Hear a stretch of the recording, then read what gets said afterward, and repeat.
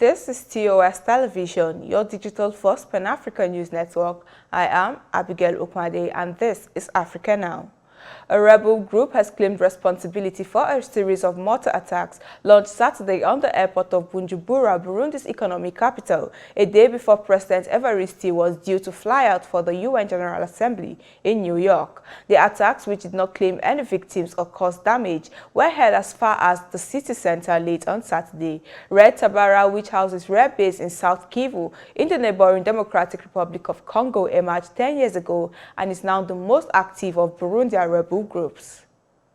Libyan forces said 2 helicopters in a crash during a military operation on Sunday after days of fighting with a formerly allied rebel group from Chad. The Libyan National Army of Eastern-based Commander Khalifa Haftar has been engaged since last week in battles with the Front for Change and Accord in Chad, in the south of Libya near the Chadian border. LNA Special Forces said in a statement that the 2 helicopters had collided and crashed during a military operation south of Benina Air Base, but did not say whether they were involved in the fighting.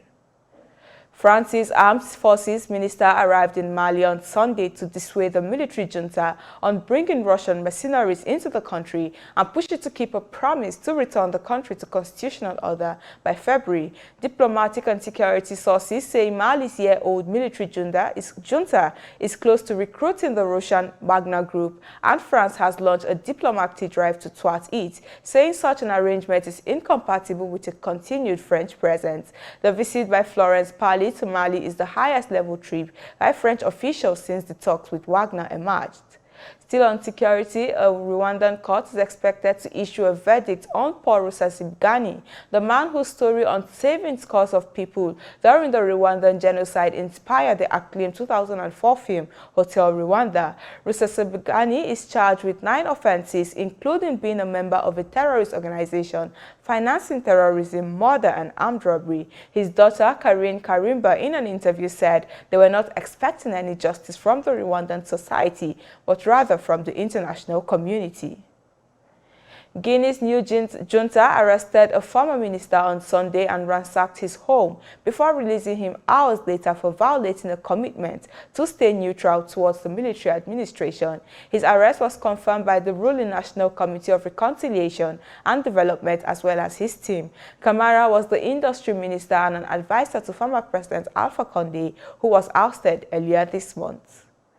This is your digital-first Pan-African news network, TOS Television. You are watching Africa Now, business stories coming your way after the break. Stay tuned.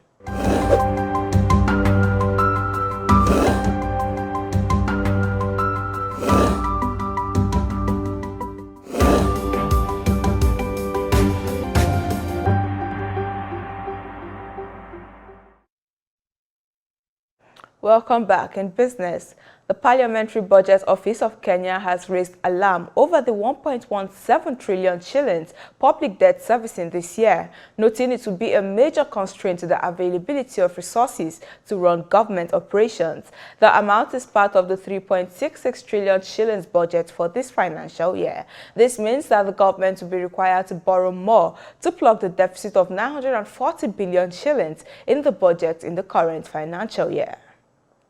The number of new investment projects registered in Tanzania between March and August of 2021 rose to 133, worth about $2.98 billion amid the COVID-19 pandemic, a senior official said on Sunday. Gerson Msigwa, Tanzania's government chief spokesperson, said the new investment projects registered by Tanzanian Investment Center are expected to create employment for 29,709 people.